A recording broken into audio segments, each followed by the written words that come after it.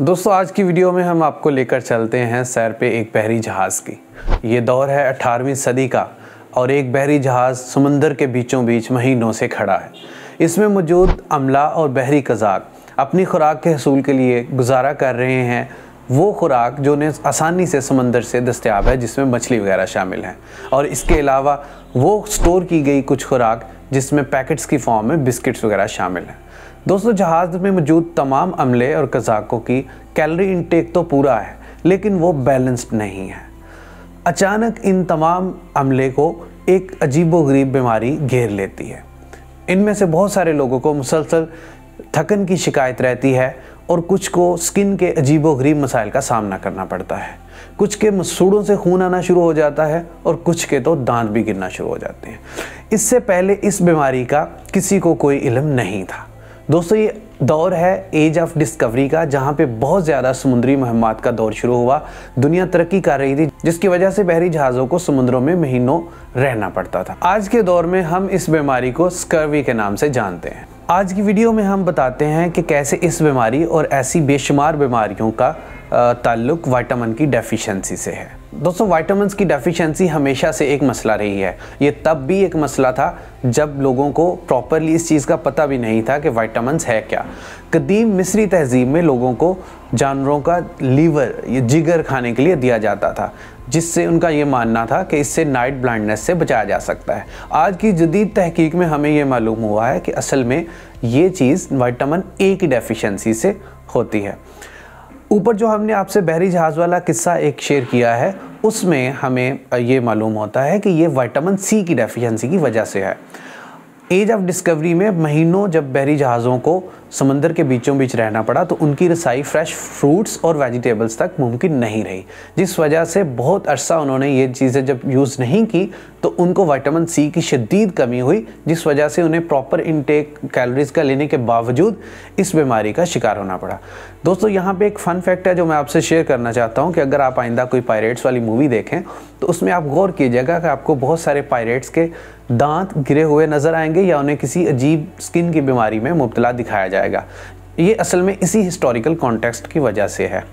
दोस्तों विटामिन्स हमारी ग़िज़ा में शामिल वो माइक्रोन्यूट्रेंट्स हैं जो हमारी बॉडी की प्रॉपर फंक्शनिंग के लिए बहुत ज़रूरी हैं। आज के दौर में विटामिन्स पर बहुत ज़्यादा तहकीकात हो चुकी हैं और साइंसदानों ने इन विटामिन्स को vitamin A, B, C, D, E और के में तकसीम कर दिया है। आज के मसरूफ़ दौर में ग़िज़ा के ज़रिए इन विटामिन्स की कमी को पूरा नहीं किया जा सकता, जिसकी वजह से हमें सप्लीमेंट्स की तरफ जाना पड़ता है। आज के दौर में जाने जाने वाले तमाम विटामिन्स 1913 से लेकर 1948 के दरमियान दरियाफ्त हुए। इसके बाद ये कमर्शियली मार्केट में सप्लीमेंट्स की शक्ल में मौजूद हैं। दोस्तों हमें ये बात ज़हन नशीन रखनी चाहिए कि नेचुरल रिसोर्सेज जो हैं विटामिन के, उनका कोई नेमल बदल नहीं है और हम ये तभी हासिल कर सकते हैं जब हमारी ग़िज़ा मुतवाज़न होगी। मुतवाज़न ग़िज़ा जिसमें आपको कार्बोहाइड्रेट्स, फैट्स, प्रोटीन्स और विटामिन शामिल हैं, ये आपको मखसूस मिक़दार में लेने पड़ते हैं। कुदरती तौर पर हम इन चीज़ों को अगर अपनी डाइट में गोश्त, dairy products, fresh fruits, vegetables, nuts, मछली वगैरह शामिल करें तो हम इसको हासिल कर सकते हैं। दोस्तों अब हम हर एक विटामिन्स के नेचुरल रिसोर्सेज की बात करते हैं कि किस तरह से आप नेचुरल रिसोर्स से इनको हासिल कर सकते हैं। अगर हम बात करें विटामिन ए की तो विटामिन ए को आप फ़िश, चिकन या बीफ के लीवर से और इसके अलावा उन वेजिटेबल से जो येलो कलर्स में मौजूद हैं उनसे आप हासिल कर सकते हैं। विटामिन बी एक कम्प्लेक्स विटामिन है जिसमें B1, B2, B4, B5 एक लंबी लिस्ट शामिल है। उसको आप राइस ब्रैन और चंद वेजिटेबल्स जिनकी अभी लिस्ट हम आपसे शेयर कर लेंगे, उसमें आप नेचुरली हासिल कर सकते हैं। विटामिन सी को आप सिट्रस फ्रूट्स जिसमें ऑरेंजेस, मौसमी वगैरह शामिल हैं और इसके अलावा फ्रेश फ्रूट्स एंड वेजिटेबल से आप हासिल कर सकते हैं। विटामिन डी को नेचुरली हम कॉड लिवर ऑयल या हमारी स्किन में एक सलाहियत मौजूद है कि वो विटामिन डी को बना सकती है, लेकिन उसके लिए हमें अपनी स्किन को सनलाइट में एक्सपोज करना होगा। विटामिन ई की बात करें तो वो हमें हासिल होता है रिफाइंड वेजिटेबल ऑयल से, और विटामिन के जो हमारी गट हेल्थ के लिए बहुत ज़रूरी है वो हमें हासिल होता है लीफी वेजिटेबल्स से। दोस्तों, विटामिन्स की डिस्कवरी के साथ ही विटामिन्स की इंडस्ट्री का क़याम अमल में आया और आज के दौर में ये इंडस्ट्री तकरीबन 150 बिलियन डॉलर के हुजम पर खड़ी है। कमर्शियली अवेलेबल इन सप्लीमेंट्स के जहाँ पे फ़ायदे हैं तो कुछ नुकसानात भी हैं। अगर हम इन फ़ायदों की बात करें तो इनमें सरे फहरिस्त उन मरीज़ों के लिए ये सप्लीमेंट्स है जो किसी ख़ास बीमारी का शिकार होते हैं और उन्हें ग़िज़ा के ज़रिए इस कमी को पूरा नहीं किया जा सकता। इसके अलावा प्रेग्नेंट लेडीज़ में बेबीज़ की प्रॉपर ग्रोथ के लिए विटामिन सप्लीमेंट्स बहुत ज़रूरी हैं, क्योंकि उस तरह भी हम नेचुरली उनको उस मिकदार में हासिल नहीं कर सकते। इसके अलावा वो एरियाज़ जहाँ पे बैलेंस ग़िज़ा का हसूल मुमकिन ही नहीं है, जिसमें स्पेशली तरक्की पजीर ममालिक, वहाँ पे जब मुतवाज़न ग़िज़ा आप नहीं ले सकते तो आपको सप्लीमेंट्स के ज़रिए इस कमी को पूरा करना पड़ता है। अगर हम इनके नुकसानात की कुछ बात करें तो इसमें सरे फहरिस्त वो नुकसान है कि हम बहुत ज़्यादा सप्लीमेंट्स के ऊपर इन्हिसार करना शुरू कर देते हैं, जिस वजह से हम नेचुरल रिसोर्सेज ऑफ विटामिन से दूर होते चले आते हैं।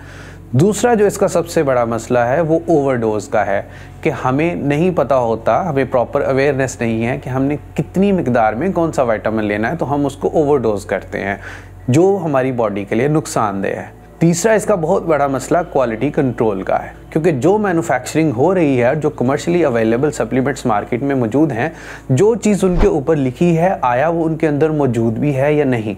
इसलिए हमें ब्रांड कॉन्शियस भी होना पड़ता है ताकि हम वही चीज़ लें जो हमें चाहिए। दोस्तों, हमारी इस डिस्कशन से ये बात तो साबित है कि विटामिन्स की अफादियत से इनकार नहीं किया जा सकता। साथ ही साथ हमें इस बात का इदराक होना चाहिए कि हम ज़्यादा से ज़्यादा विटामिन्स को नेचुरल रिसोर्सेज के ज़रिए हासिल करने की कोशिश करें, लेकिन साथ ही साथ जहाँ पे सप्लीमेंट्स की ज़रूरत हो हमें किसी भी किस्म की तवाहम परस्ती का शिकार नहीं होना चाहिए और सप्लीमेंट्स को यूज़ करना चाहिए। दोस्तों, आखिर में एक बहुत ज़रूरी बात कि पाकिस्तान जैसे तरक्की पजीर ममालिक में इसका शऊर होना बहुत लाजमी है, क्योंकि पाकिस्तान जैसे तरक्की पजीर ममालिक में एक बैलेंस्ड डाइट का हसूल नामुमकिन हो चुका हुआ है। अगर आप चाहें भी तो आप बैलेंस डाइट अपनी नहीं कर सकते। अगर आप ये बैलेंस डाइट ले सकते हैं तो इससे अच्छी कोई चीज़ नहीं है, बट अगर आप ये नहीं ले पा रहे तो आपको विटामिन सप्लीमेंट्स की तरफ ज़रूर जाना चाहिए। लेकिन आप ये बात याद रखें कि आप विटामिन सप्लीमेंट्स हमेशा डॉक्टर की हिदायत के मुताबिक इस्तेमाल करें और कभी भी इसकी भी सेल्फ मेडिकेशन ना करें।